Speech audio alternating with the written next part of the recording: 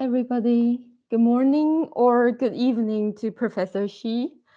Um, on behalf of Imics program at National Chengchi University, I'm just going to say welcome to the event. This is really a very, very timely discussion of misinformation in time of a pandemic, particularly in Taiwan, right? As we just had some very heated debate on a news event regarding the struggle between freedom of speech on the internet and regulation of misinformation and disinformation. So I hope you will all enjoy today's panel discussion. Now, without further ado, let's give a round of applause virtually to our moderator and speakers.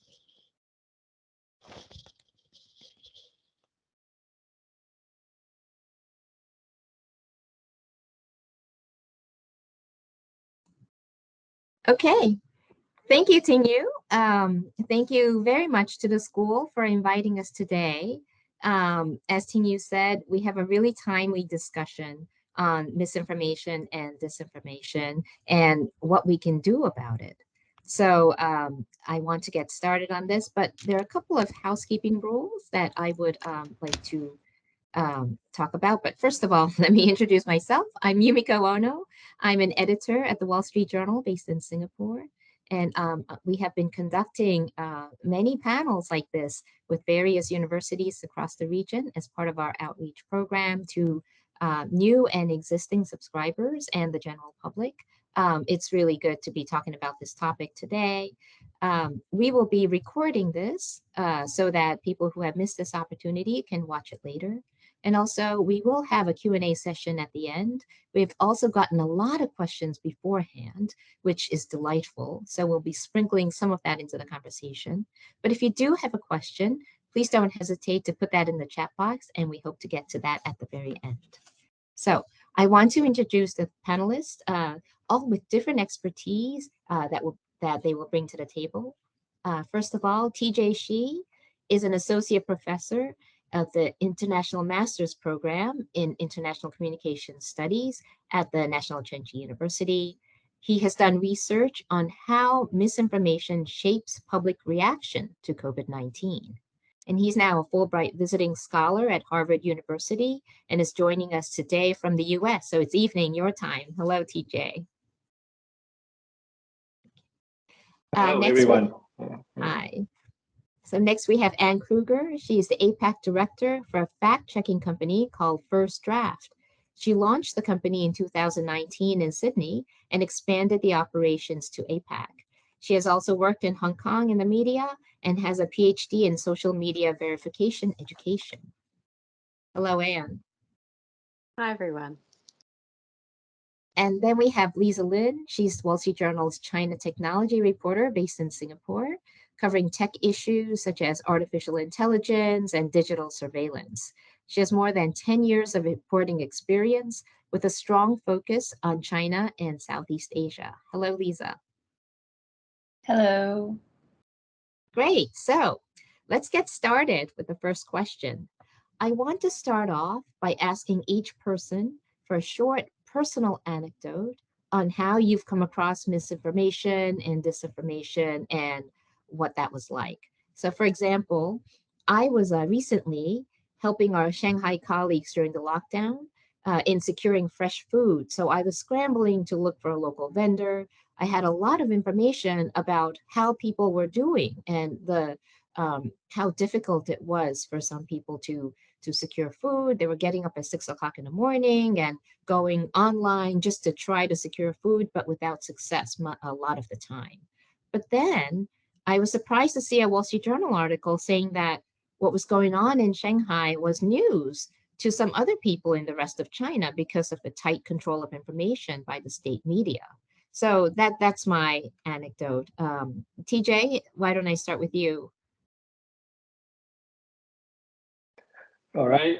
Thank you, Yumiko, for the sharing. I think my point is more about things that happening before the COVID area I think before Taiwan is famous for its frequent earthquakes. So we have a lot of earthquakes throughout the years, and there are some oracles who often like to predict when the earthquake is going to happen. We know, like from a scientific point of view, this is close to impossible. We can probably predict typhoon, we predict other types of severe weather, but it's difficult to predict an earthquake.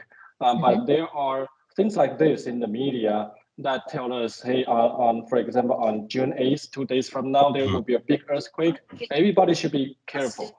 So I think this is a very serious things like misinformation or even disinformation. Maybe the intention is not bad, but this kind of prediction actually causes a public panic, whether that's true or not. And fortunately, things never happen. So I think this is also one of my personal experience about disinformation or misinformation. So the oracles were always wrong, but they kept coming on to TV. Yeah, and TV likes this kind of story. Yeah. Okay, all right, thank you for that. Anne, why don't we go to you?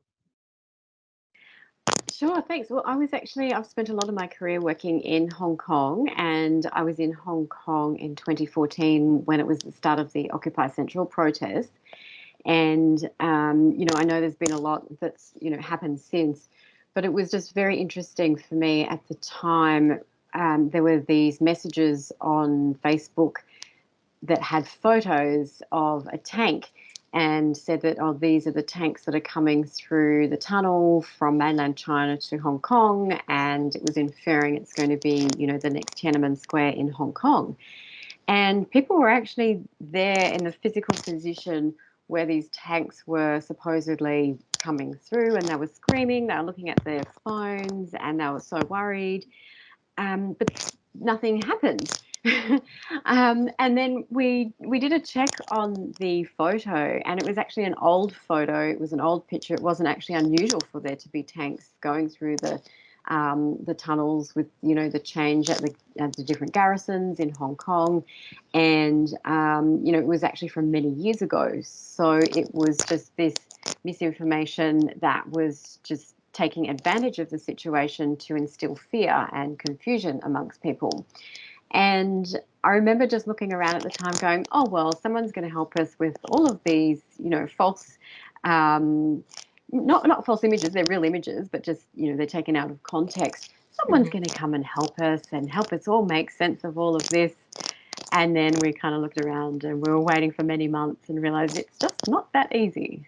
So that was kind of the start of my journey. So no one came to help us out. Okay, thank you for that. I think your mic is picking up something from your shirt. Oh, sorry. I want to just adjust this slightly. Thank you so much. I'll figure that out. Okay, okay. Thank you. So Liza, how about you? Sure. I guess my story is less related to me, but something I've observed. And I've been covering disinformation for quite a while, and I've never really actually seen the real life impact until COVID hit. And I think this was in late 2020 when the Singapore government, where I'm based, I'm in Singapore, they were actively getting the senior citizens and the older people to go for vaccinations. And one day, a very close friend of mine who works for a Western media outlet writing on COVID and healthcare, she came to me and she said her mom's refusing to go for a vaccination. And I said, you cover healthcare, you write about vaccines, so why is your mom refusing to go for a vaccination? And she said her mom had gone on WhatsApp, and there were these WhatsApp groups that the elderly tend to congregate. And someone had forwarded a message saying, a monk at a well-known temple said that this year wasn't a good year to be getting a vaccination. And because of that, everyone in that WhatsApp group just refused to go. So it was then when it suddenly hit me that a very lucid elderly person, and I've met her mom, and she's completely normal, and I wouldn't have expected her to be a victim of disinformation. A lucid person would actually, fall prey to something like that. And my friend was just telling me, if you looked at the message, it had that forward, the sign that says forwarded at the top, and it had no sourcing behind it. There was no name of a monk. It's just the name of a temple. So that's just one example of how misinformation can easily spread. Wow. So, I mean, there's a common theme in all of what you said, which is that, often misinformation, disinformation, it leads to fear, anxiety, and it spreads very quickly. So there's a lot to discuss here already from our personal anecdotes. I want to start off with a topic that is very relevant to Asia, as well as, it's been talked about in the US a lot, which is politics and misinformation. And I want to go first with you, Anne, because Australia just had its elections. And could you start off? I mean, you were very involved in the fact-checking part of it. What kind of misinformation or disinformation campaigns were seen during the recent Australian election campaign, and how are these tactics evolving? Yes, well, it's interesting because with First Draft, we've been monitoring elections around the globe since about 2015, and we see these sort of 2 or 3 main tracks, if you like, of tactics that people take when it comes to trying to disrupt elections. And it can include things like there's disinformation that's designed to discredit candidates, or there's use of information operations to directly, interfere and disrupt with the election or election infrastructure, and that can be, what the platforms would call inauthentic behaviour. And there's also just this undermining of public confidence in the whole electoral processes that can happen after the event. Now, of course, everyone knows what happened in the US, January 6th. That was, how what happens online can really affect the offline world, because there was all of this sort of undermining about the credibility of, well, was the result legitimate, that sort of thing. And we were surprised that even here in Australia, which is far away from, the other side of the world, that late last year we were seeing some narratives online saying things like, oh, Australia is going to pick up and use the Dominion voting systems that were, there was all, these sort of false rumors about those in the US. We don't even do online voting. It just doesn't, we don't do that. We literally use a pencil. Well, then pencils. Well, we had all these questions about the use of pencils. That means that there will be this voter fraud, that, your vote will be changed. Elderly people in nursing homes, the staff are going to help them vote, and they will change the vote there. So we sort of started off simple like that, and very much, a lot of, I guess, perhaps fringe politicians as well that were pushing these messages as well, because it's in their interest to undermine and sow doubt in people's minds when it comes to an election. But then by the end of the electoral process, this had really ramped up, and a lot of sort of minor parties were really sort of pushing a lot of conspiratorial content. The World Health Organization were having a meeting, and that meant that, right, Australia is, if a Labor government gets in, that means Australia is going to be locked down, and we are now going to be under the control of the World Health Organization, which is really controlled by China. These are all the conspiracy theories that were going around. Wow. Okay, so that's a lot of where are all these things going on? Is it mainly social media? Well, it is social media, but we're also seeing them in signage and pamphlets. There were text messages, big billboard signs as well, and sometimes things will get flagged, and the authorities will say that has to be taken down.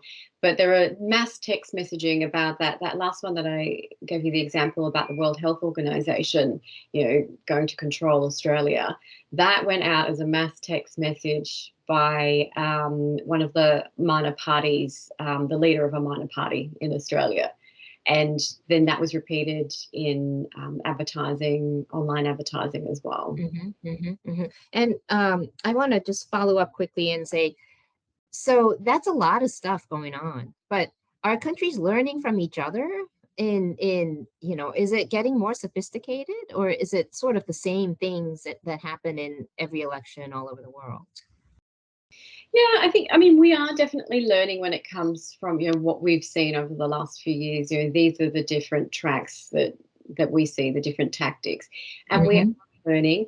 I think, though, there's still a lot that needs to be done when it comes to things like, the examples that we heard, when it comes to different WhatsApp messages and what, there are some areas that are still really hard to debunk. Information. And also there's some spaces I see when it comes to comments on a Facebook post. A lot of the comments will be adding to theory type of narrative and anti-vaccine narratives through comments. So they don't get hacked as easily as the posts. I see. Okay.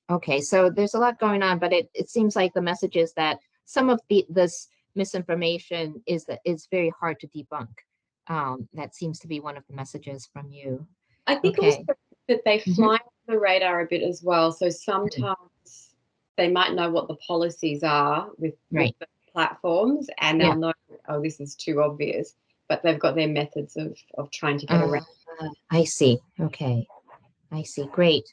Thank you. And we'll come back to this in a moment.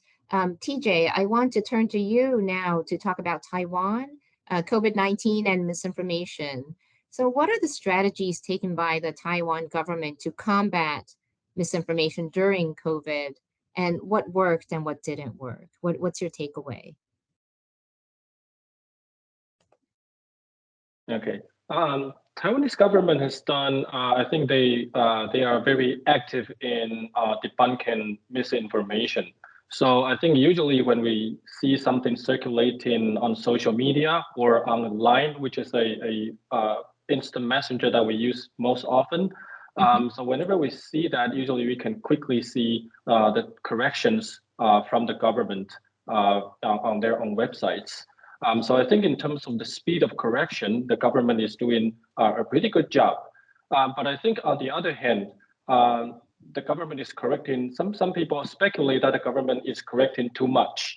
Okay, so this gives people the feeling that they are only defending their own policies or defending what they fail to achieve. So that's what I think that a third-party fact-checking organization is very important, because at least it's not operated by the government, and I think it can give people the impression, at least that people will not think that the government is in the back controlling for everything. So I think the current government is criticized the most for its feeding the so-called internet armies. Okay, so government is complaining that we are attacked a lot by the Chinese internet armies. But I think if the government is correcting too much and is doing the same thing in order to combat the foreign attack, it also runs the risk of becoming the kind of organization or the country that it hates the most. So I think that's really a difficult thing to do. Are we going to do the same thing, use the same strategy to counter the attack posed by the enemies? So I think this is really something that we need to take into account seriously. Yeah, so I think the government is doing good in terms of the response speed, but sometimes correcting too much may have some counter effects. Okay, I would like to follow up by asking you, when you say the government is acting with speed, can you give an example of how do you do that? I think they have some team that keeps tracking especially for things news that is related to the government. So in terms of how the government is doing in terms of purchasing vaccines, or how well they are doing in terms of protecting people from getting infected.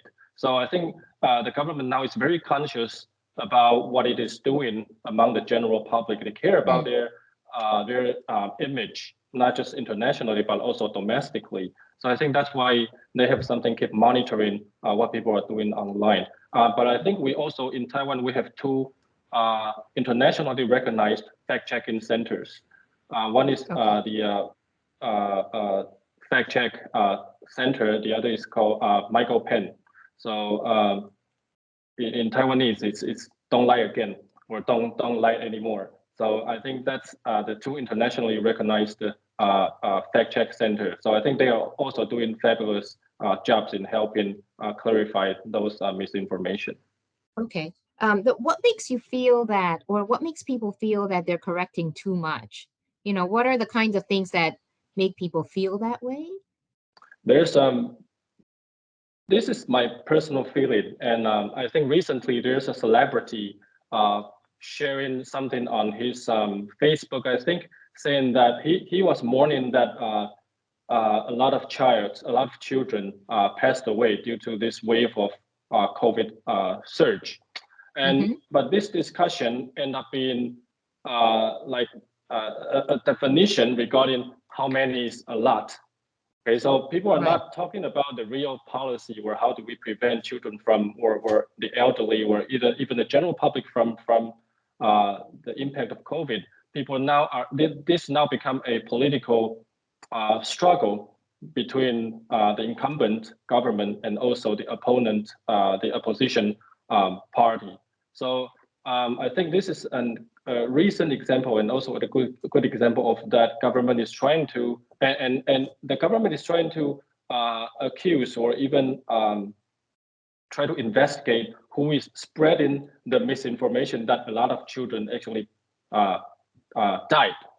Okay, so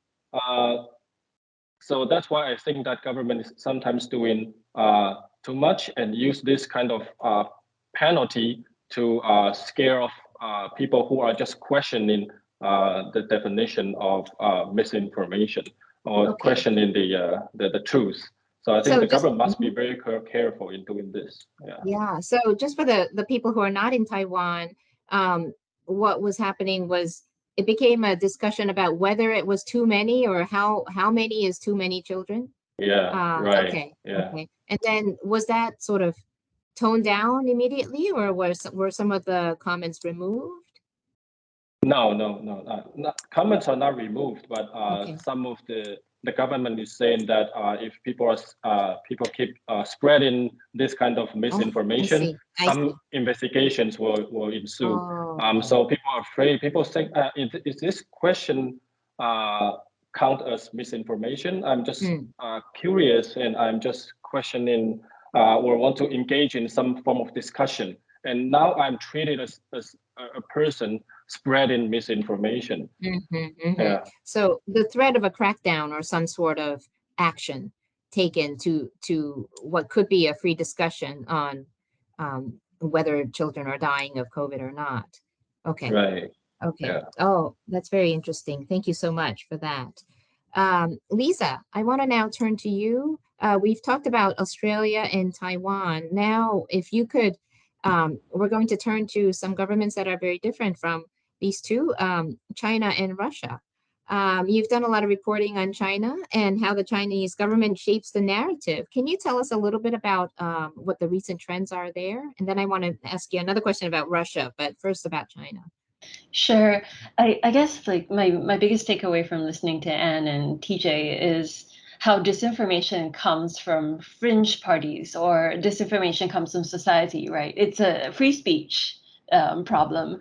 The disinformation I'm going to talk about now is party-led and government-led disinformation. So China has a lot of information campaigns that are designed to just promote the party's power internally within China itself and externally, globally, just to kind of push a narrative that the Chinese government favors or, a certain narrative that makes it feel like it's in a safe space. And I just want to give a lay of the land to people who don't know about Chinese government information operations. The one takeaway I would say is that the Chinese government is perhaps the gold standard when it comes to creating an environment for disinformation or creating an environment for propaganda. And I say this because, the antidote to free speech the antidote to disinformation is really free speech. When you have a mix of opinions from civil society or from different individuals, you eventually somehow come up with like the best or most informed narrative. In China, there's several means that the government tries to control the narrative, and this leads to like a perfect environment for disinformation. So, for example, China has very advanced internet controls. We know it as the Great Firewall of China, but essentially these internet controls filter out Western media narratives. It filters out a lot of your well-known media like the Wall Street Journal, the BBC, the New York Times. It filters out social media networks. So you would never get Twitter in China without having to hop over without having to hop over the Great Firewall using some sort of advanced technology as well. So when it comes to just keeping the content kind of limited, China has done it very well by creating the Great Firewall. The second thing they've done is to create a legal framework that just makes it very difficult for narratives that oppose what the party believes is right to float to the surface. For example, you have a national security law, which essentially, criminalizes any sort of opinions that in the name of national security. And in China, this definition of national security is just very, very broad and very vague, and it can run from feminists speaking out about their cause to terrorists. So it's this combination of the legal framework, the advanced content filtering, and carrots and sticks for its own internet companies. So if you were a social media company operating in China like Weibo, you are incentivized to keep certain narratives off your platform as well, because there are penalties and repercussions if you don't, and you might qualify for a certain license if you do. So, I mean, I just want to leave the audience with this kind of backdrop of China. Great. Thank you so much. My next question is about China and Russia. Now, we've heard about the war in Ukraine. We've heard about what the Russian government, how the Russian government is shaping the narrative there. But also, not just Russia, but China is, or maybe playing a role in spreading Russia's narrative. How does that work, Liza? Yeah, that's an interesting one. So I will put it this way. On the surface, the Chinese Foreign Ministry has not come out to publicly take a stand on the Russia-Ukraine conflict. So they've not come out to support either side. But if you look at what they're putting out on state press or or what their diplomats are saying on social media, it's kind of the opposite. So what you're seeing is China is amplifying Russian narratives on the global stage. And the reason why this is important is because Russia's own state media outlets, the very outlets that are supposed to amplify Russia's point of view, have been either banned. For example, in the EU banned any sort of Russian state media, of social media, of satellite TV. And Russian state media has been banned in the EU, and it's much more difficult to get access to Russian state media in the US. So in the West, you're hearing a lot less of the Russian side of the story. And what China is doing now is its diplomats and its state media are going on Western media outlets like Twitter and amplifying the Russian narrative. So, for example, calling the conflict in Ukraine a special operation instead of an invasion. That's like the most telling part. Or they would internally within China and on their Twitter platforms as well, they would post, a clip of Putin speaking, right? And that's something that you probably not see on a Western media outlet or not see so frequently. Now, that's really interesting because here is Russia trying to amplify its own narrative, but not being able to do so because of the restrictions, but China amplifying Russia's narrative on Twitter and other social media that it doesn't allow within China, but is allowed, is a Western a social media platform that people see in the rest of the world. So it's very, very global in a sense. And it just shows how far very advanced or sophisticated this all is. Okay, so we've heard now about what's happening in Australia. Taiwan, China, and Russia, all very, very interesting. I want to turn to TJ about what the consequences of misinformation and disinformation, is. So what if there is misinformation, disinformation everywhere? Are there any consequences?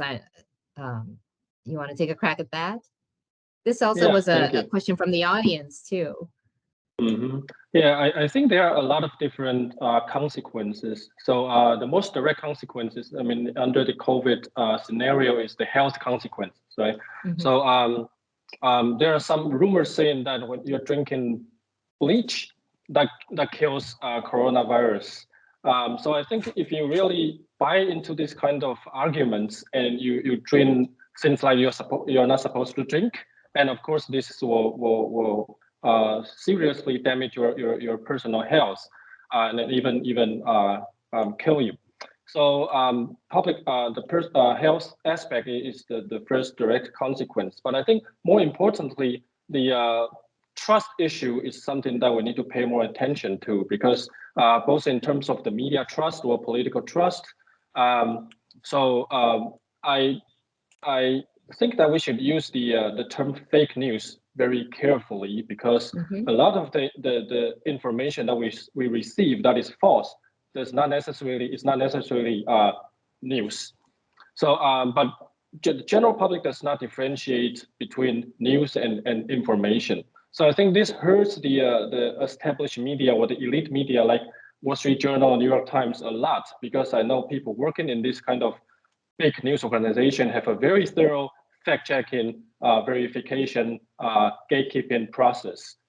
So you are doing really well in terms of keeping the truth and spread that to the people. But a lot of times people do not know this. So they simply think, especially when President Trump is equating fake news with the news organizations that he didn't like CNN. So the whole media becomes fake news. So I think nowadays that really hurts the credibility of news organizations. So this is the number one thing. And number two is that there are a lot of media that are not supposed to be defined as media, because we know that as the internet becomes prevalent, even an individual can create websites and claim to be a journalist. So there are a lot of this kind of content farms in Taiwan. I think they are also existing in other countries as well. So these kind of content farms, they act in like they are journalistic websites, and they have information, they have news, they even have commentaries. These are all not evidence-based information, and they only translate, they care about click rates, they care about advertising coming from the clicks. So that's different from the truth that is sustained by large media company. So I think if we let this kind of misinformation or disinformation keep spreading, the first thing that will be hurt the most is media itself. And also political trust is a different aspect, right? So if the government did not try to debunk misinformation, and people may feel that the government is less trustworthy. So I think that there are at least two types of trust that we need to be very careful about when we talk about the consequence of misinformation or disinformation. And it also sounds like we have to be careful about vocabulary. Instead of calling it fake news, which makes it sound like a type of news, maybe it's more like false information. And when you say media, it may not be media. It may be the term that you use is content farm. No, not evidence-based. So maybe we need to be careful about that as well. You mentioned, Lisa, I want to go to you next. This is a question from the audience, and it touches upon what TJ was just talking about. But in the process of news production, which requires speed and accuracy, how could you possibly avoid using misinformation in your reports? Are there any techniques or tools that you use? Yeah, that's a very important question. I think this is how I would describe how we fact check. We tend to rely on very official sources. So first thing you want to question is who is the source of the news? is it an official outlet or is it just a rumor, right? And if it's someone telling you, even just someone telling you a fact on something, you have to then question, where is this person coming from? From what position is he coming from? Does he have a bias? For example, if someone's telling you about someone's dishing dirt about another political party to you, then you go and you kind of look into his background. Is he getting money from like an opposition political party? Or, you know, beyond funding, like, does he have vested interest? Does he have a strong bias? What is his history on speaking out on the topic as well? So I think a lot of like our accuracy checks is just really doing your background research and using your common sense as well. Is this person trustable? Is it reliable? And of course, when it comes to social media, sometimes you get social media videos that you come across and it says a certain like riot is happening. I'm just pulling out an example here. There's a video of a riot happening of a place in China where we cannot get to immediately, but we still have to write about, right? What do you do? Well, you can go to someone like Anne and see if the video was rehashed from, you know, years ago, or you could try and contact someone in that city as well, just to figure out if that riot did happen. So it really is about getting multiple sources to back up one single fact and not just relying on one source, and diversifying sources as well. I think the last thing that maybe might be a bit more ignored is the right of reply. When you write about someone, you have to approach that person and say, I'm writing this about you. Can you please respond? And that helps kind of clarify any miscommunications or any like inadvertent kind of errors that you introduce during your reporting. So it can be a government, it can be a personality, but I think just getting this right of response from the person is something that all media outlets must do, and we do. Thank you. And this goes right to a question for Anne, which is, what do you do on a day-to-day basis to fact check? You know, if there is a riot or a protest from that's happening somewhere, how do you really know when it happened and if it's what people are saying it is or not? Yeah, well, it's a really good mix, as Liza was saying, between using your online tools and also using, I guess, your good old-fashioned journalism of, you know, getting to the source. So we have a couple of things. If you're looking at images, such as, you know, photos or videos, it's really a popular tool. Whenever there's some breaking news, we will see images come out within minutes. And we saw this with Ukraine as well. There were videos that were circulating around and, you know, saying that, okay, you know, we've now got these fighter jets that are flying over, you know, downtown Ukraine. The only thing was, it was, you know, it was an old video, so taken out of context. You can do some really simple things like a reverse image search on Google. You can use other platforms as well, like Yandex. There's TinEye, there's RevEye, and Bing. And basically what you're doing is you're just using these search engines and repositories to just look through the internet and see, well, what's the earliest that I can come across this photo or this image. So yes, there's going to be a lot of posts about it today because it's hot news, but can I filter back and see, you know, what's the earliest that this has been posted? And you can usually see, oh, it's a year old or it's 2 years old from a different country. I see. But it's also, if someone's posting something online, I love that advice about, you know, actually go and, you know, get in contact with someone who is actually in China. You know, Lisa's example will, you know, with this breaking news, someone that might actually be in that place, you know, ask them, you know, if you're safe, can you tell me, you know, if this is really going on there? And when it comes to the online world, if people are posting, you know, say on Facebook, we actually have a really close look at their profile. Who is this person? What would motivate them to be uploading this image? Why would they want to be doing this? You know, what's their background? What can you see? And usually you can tell enough about their profile, and you can look at, you know, from there into other social media accounts that they might have, or where they might work, or other websites. Well, where are they meant to be? You know, there might be someone that's on holidays, so you can see that, oh yes, they are on holidays where this breaking news is happening, so it's probably legitimate. If it's not, that's when you start to ask a few more questions and you just sort of doubt before rushing into reporting on something. Mm-hmm. That's very interesting. So yeah, they're our main sort of tips. And we talk about these, we have these 5 pillars, if you like, when it comes to verification. You really want to think about the provenance. That's the first thing, is really think about, where has this originally come from? And that's what you're always aiming to get to, that original upload. And it's not just who uploaded it, but who took the photo. And that can be different meanings that come out of that. Think about the source, who it was, think about the date, the location, and as I said before, the motivation. So we've got those sort of 5 areas: your provenance, your source, your date, your location, and just think about the motivation. Why might they be wanting to put this up here? What is there? Okay, so that's a lot of stuff that you things that you do to fact check, every single photo that's up there, every single social media post that's up there. But how can you, here's another question from the audience, which is, how can you be sure that the fact-checking services are doing what they're doing, are credible? You may be doing all these things. Some other company may not be doing all these things, but from the outside, is it hard to tell that, or is there a way to show that?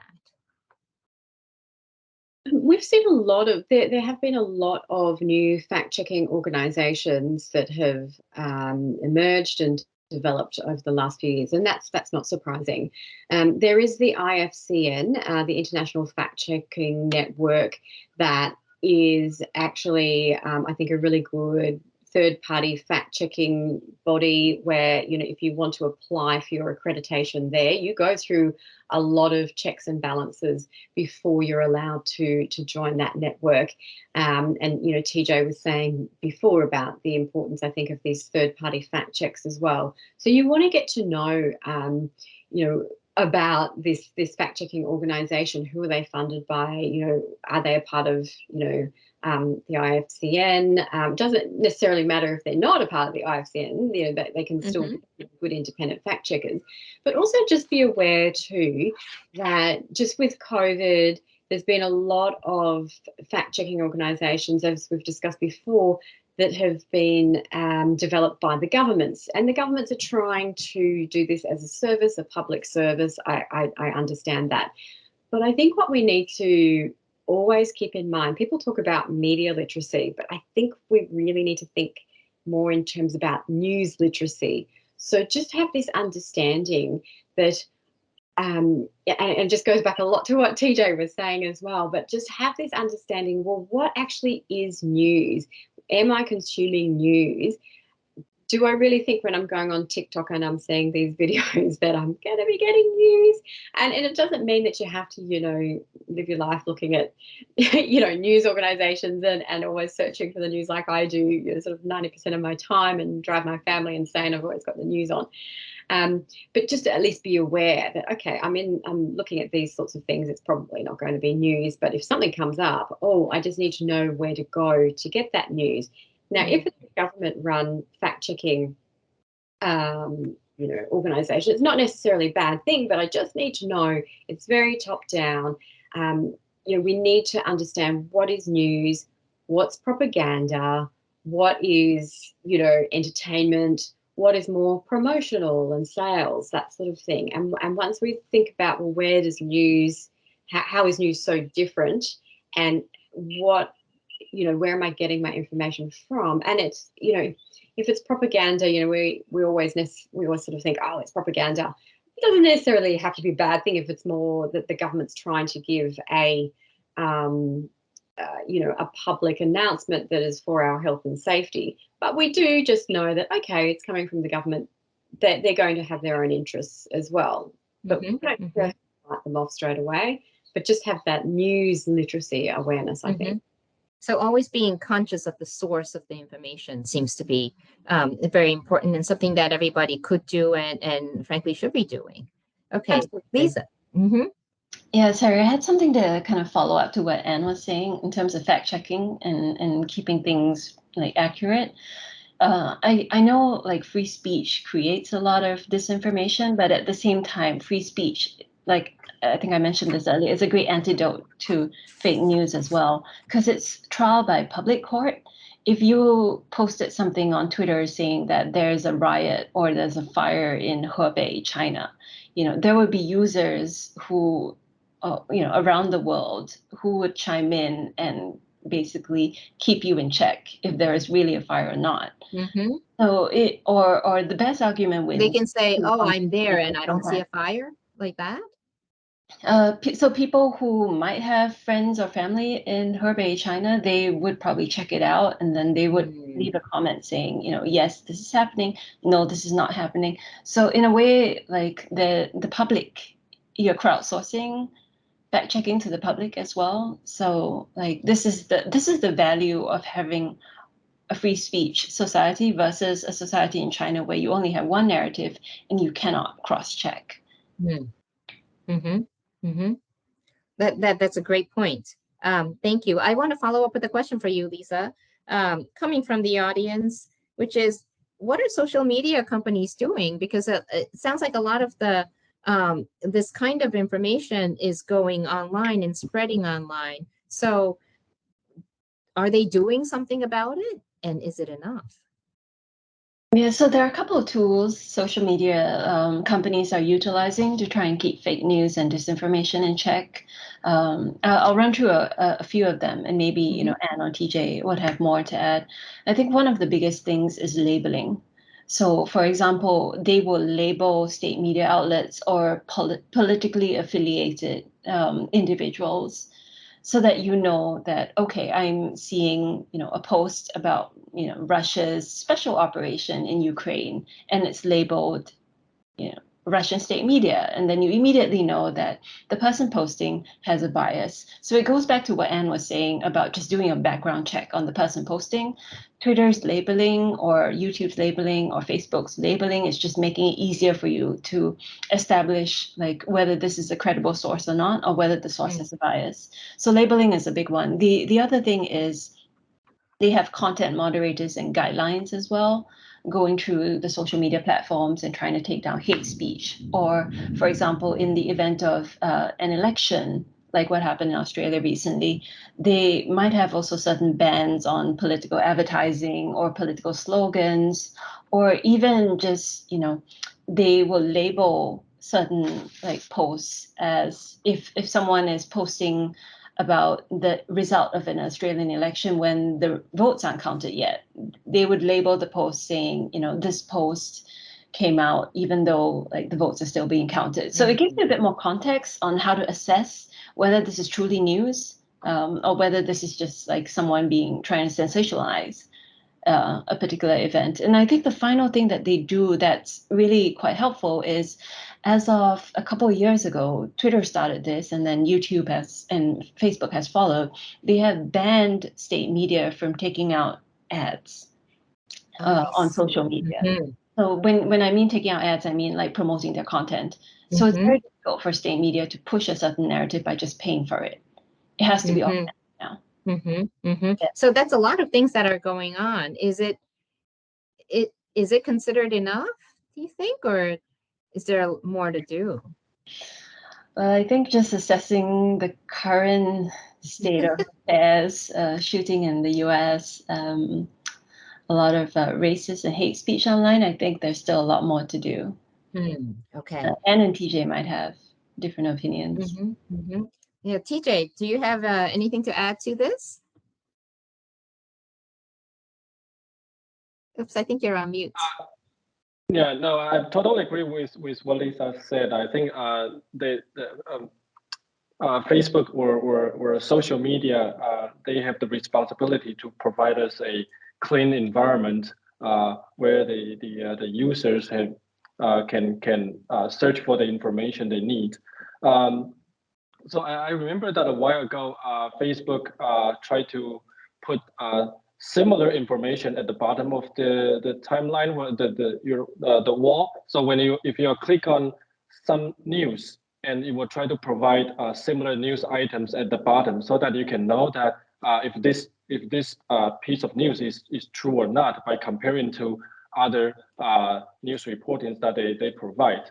And I think again, this is what social media can do, but I think it seems like the honors of double checking or the searching for different sources are still on the audience. So I think right now, nowadays, audience are really living in their very, very difficult times because they need to do a lot of things. They need to keep themselves healthy. They need to sort out bad information or misinformation. So including the media literacy thing that we just mentioned about, I think the audience really has a lot to do nowadays. But I think in terms of what social media can do, I think these are pretty much what we have seen at this current stage.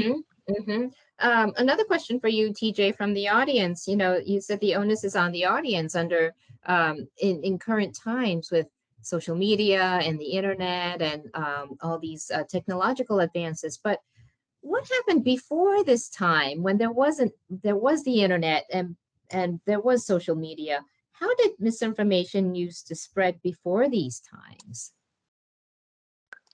Well, I'm not a historian, and actually, I haven't looked much into this kind of research. But we know that misinformation is not new.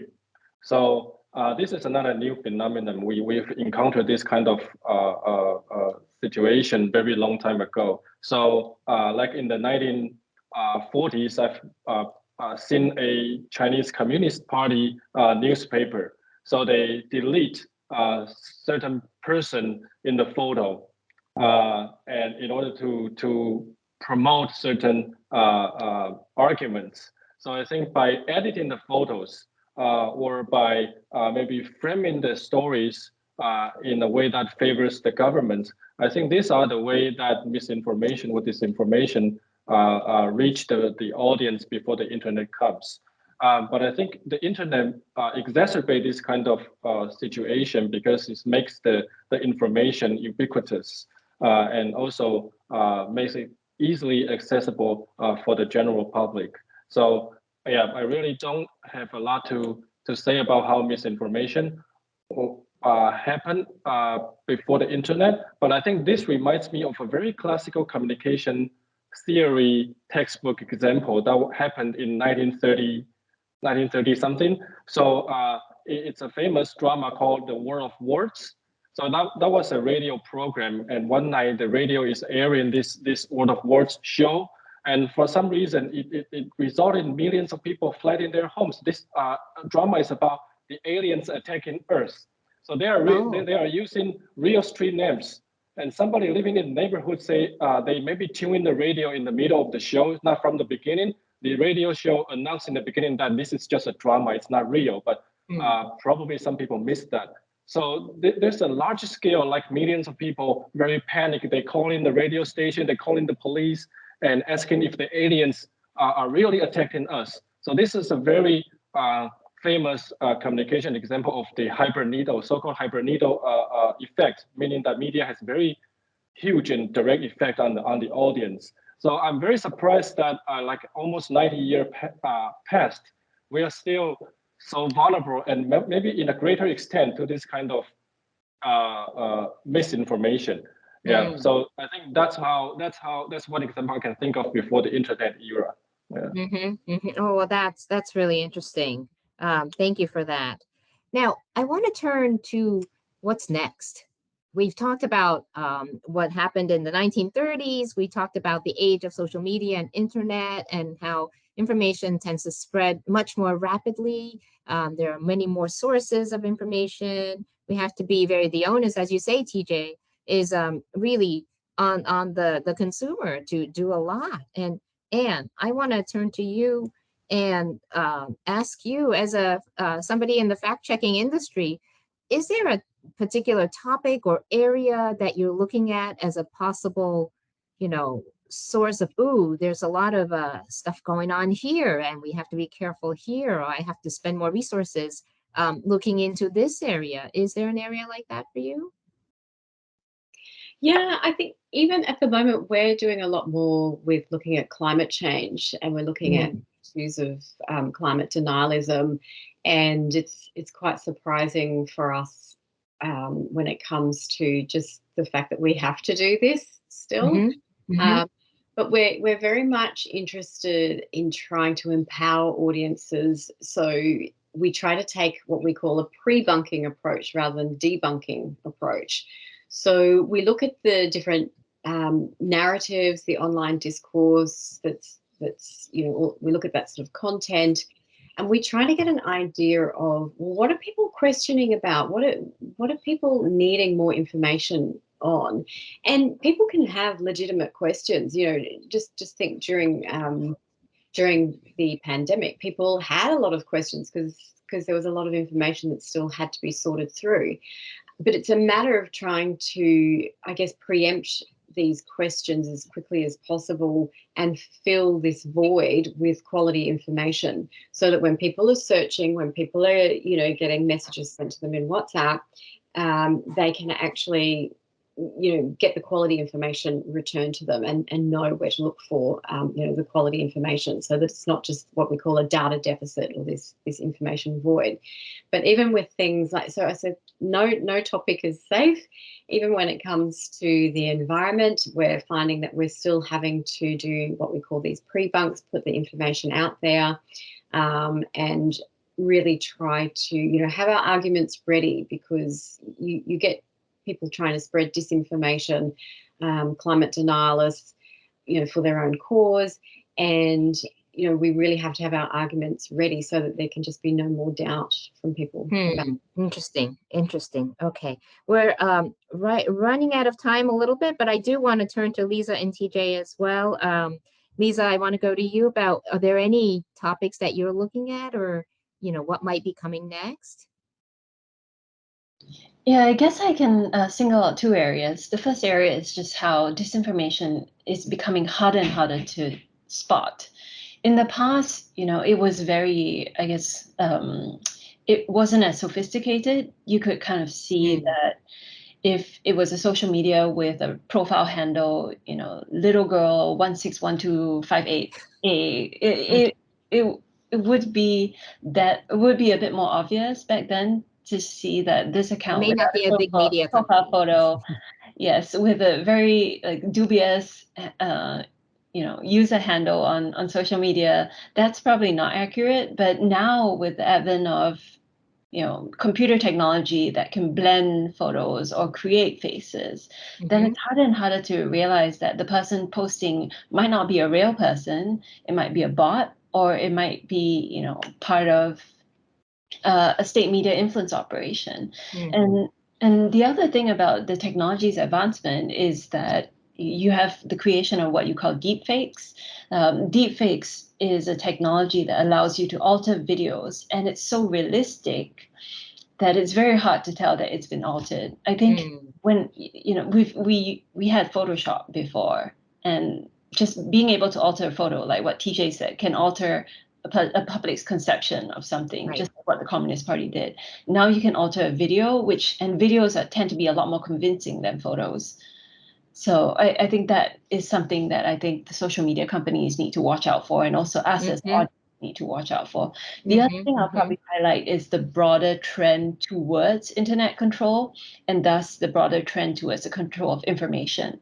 So I talked about China being the gold standard for information operations for authoritarian governments and globally, because it's got a strong propaganda network and it's been able to control information. We're seeing, like-minded governments move in a similar direction. For example, Russia, just before it invaded Ukraine, it basically put in place a fake news law. And I say fake news law because it's only fake news in the eyes of the Russian government. If you wrote about the conflict as anything beyond a special invasion, you could be sued under fake news law. And under that law, a lot of Western media outlets have pulled out of the country. And similarly, like Russia is imposing internet controls the way China is. So they've blocked BBC, they've blocked Western media outlets, they've blocked Facebook, they've blocked Instagram, they've also blocked Twitter. So you're kind of seeing this gravitation by like-minded governments towards what China is doing. And it's not just Russia, right? Russia is the big and obvious one, but you have countries in Africa that are doing that as well. And you have smaller countries in Southeast Asia like Myanmar or the Philippines even that might be pursuing such a strategy or considering such a strategy. Yeah, so that's kind of the two areas I want to bring up in terms of what's next. Thank you for that. TJ, how about you?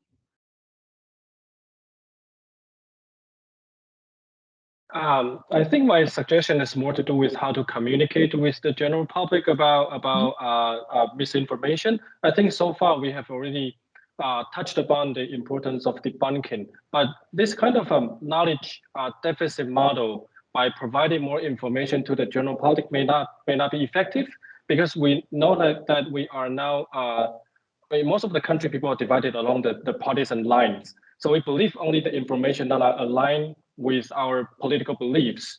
Okay, so if we see the message that is from our trusted source, from the party I support, then I will pay less attention to verify.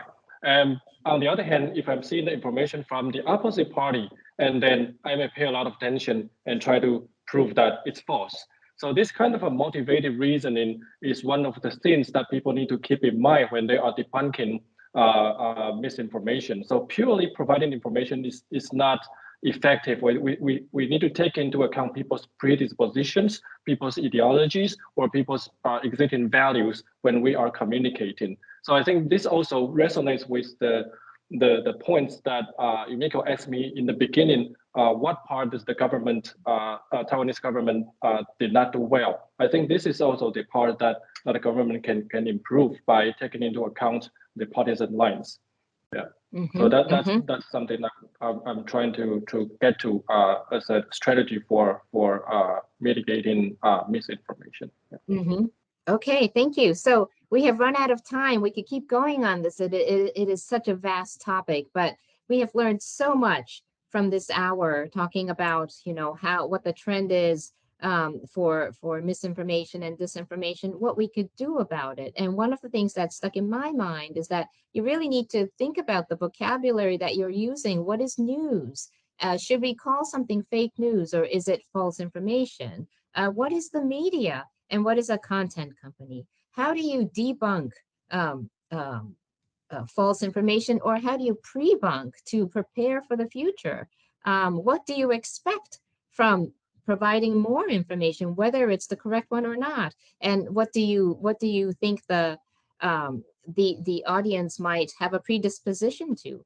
But it really comes down to, there's a lot of onus on the audience, as TJ said.